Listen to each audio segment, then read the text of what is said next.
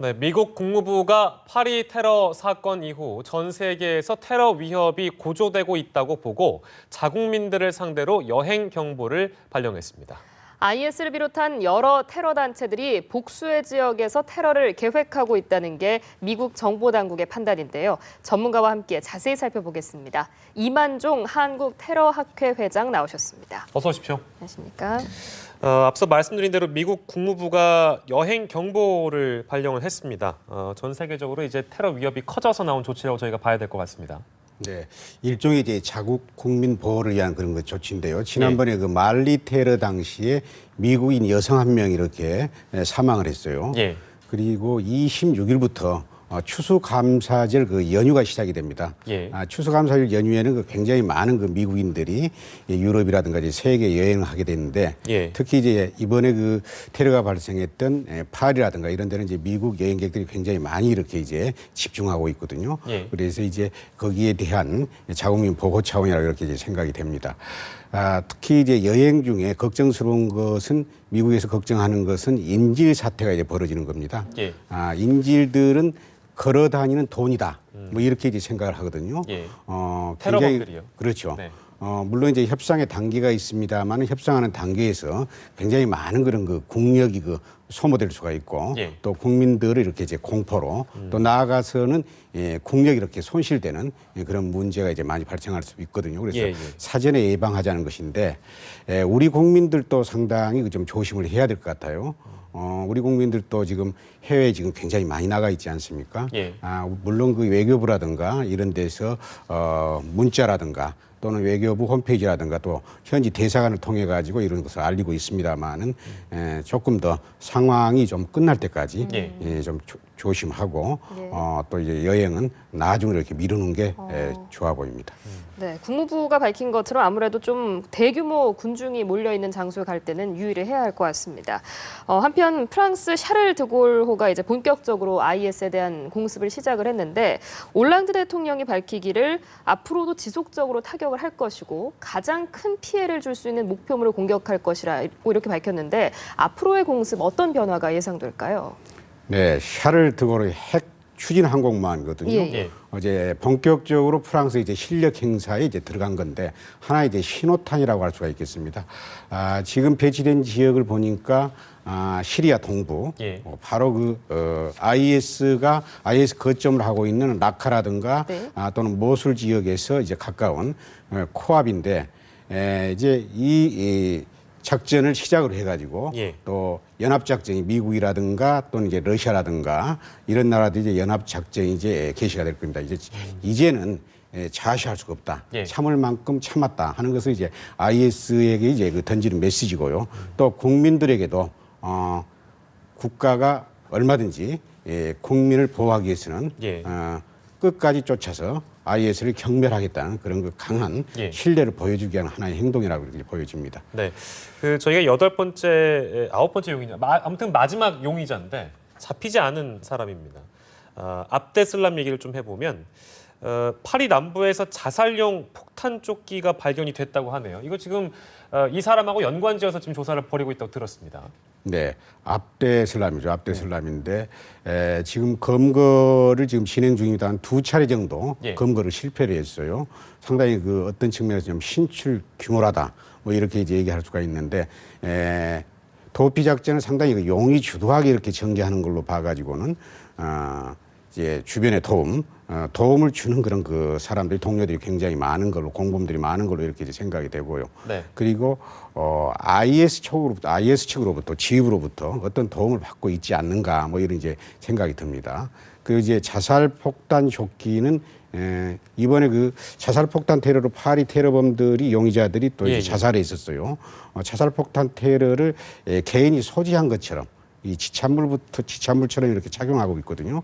그래서 개별적으로 이렇게 취급해준 그런 하나의 장비가 아닌가 이렇게 생각이 되는데 그 안에 이제 액체 폭탄이 들어가 있습니다. 예. 액체 폭탄이 들어가 있고 또 이제 볼트라든가 이런 것을 포함을 시키는데 예. 기폭 장치를 이제 잡아당기면은 이제 결정적일 때 자폭을 하게 되는 것이죠. 네. 이 자폭폭탄의 자살폭탄의 그 장점이 뭐냐면은 자살도 이제 하는 자살용으로도 사용하지만 예. 이 폭탄 조끼를 입고 들어가게 되면은 검문 검색에 상당히 그 용이하게 이렇게 이게 피해갈 수가 있습니다. 피해갈 수가 있고 또 목표물을 정확하게 이렇게 찾아갈 수가 있는 것이죠.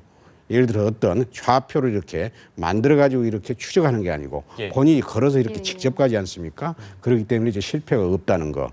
그리고 적은 비용으로 이렇게 이제 타격을 할 수 있다는 그런 점이 있고요. 그리고 이제 상당히 많은 사람들이 그런 측면에서 이 자살폭탄 테러, 자폭 테러를 이제 테러리스트들이 선호하는 그런 무기라고 할 수가 있겠습니다. 네, 자살용 폭탄 조끼에 대해서 설명을 해주셨는데, 저희가 이야기하고 있는 압데슬람 프랑스 국적자로 알려지고 있거든요.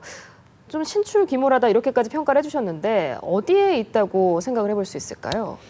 잠복이 아니면은 이제 도피인데요.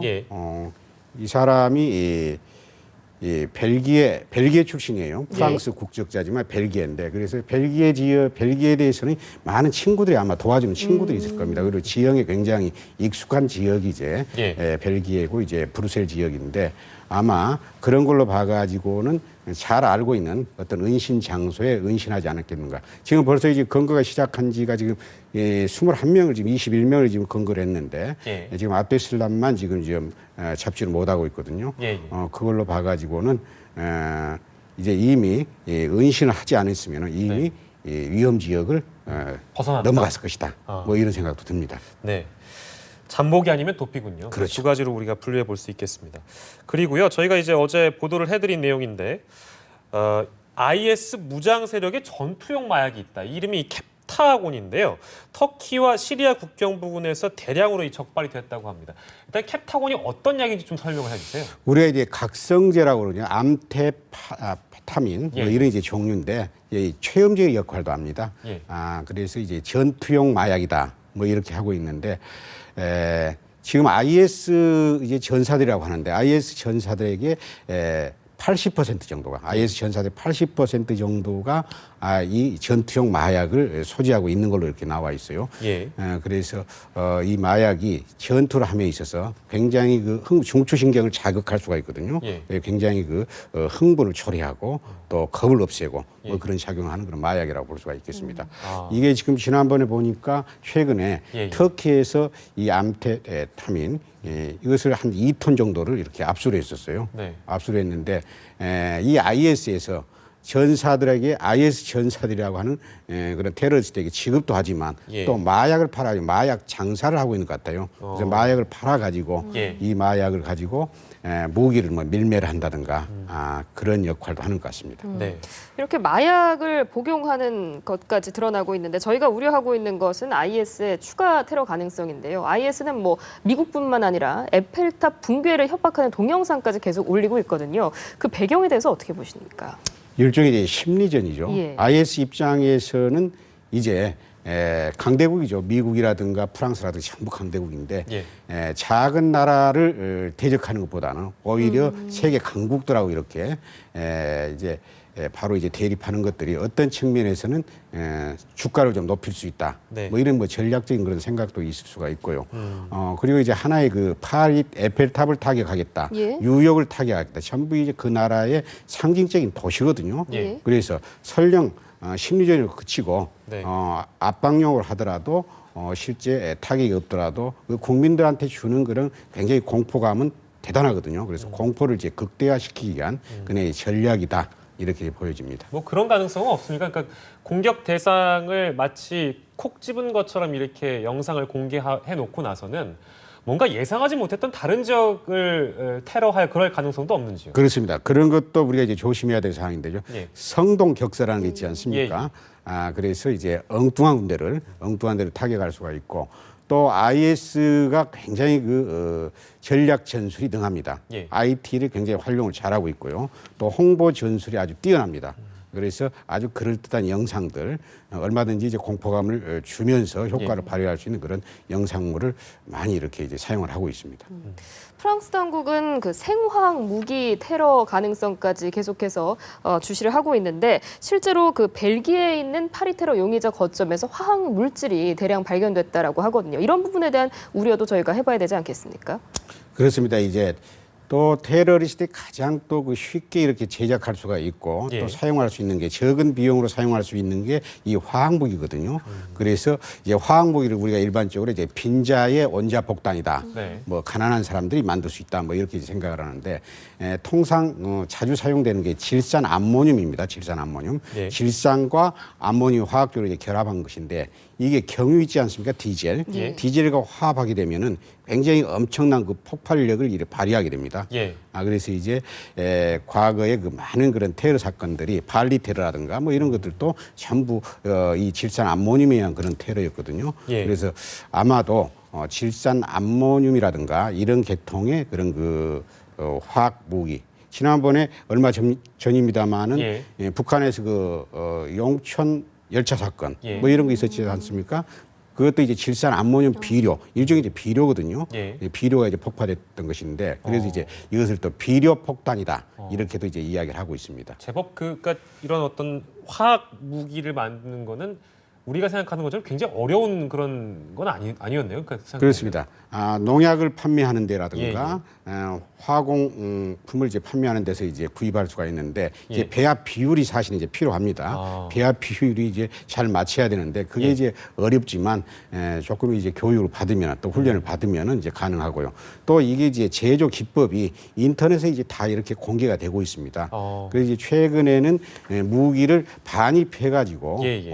이렇게 테러를 자행하는 게 아니고 자체적으로 이게 제작을 해가지고 조달을 하거든요. 예. 그런 경향이 있는데 얼마든지 이제 제작이 용이하다. 예. 그런 점이 또 이제 테러리스트가 이제 매력적으로 생각하는 그런 부분입니다. 네.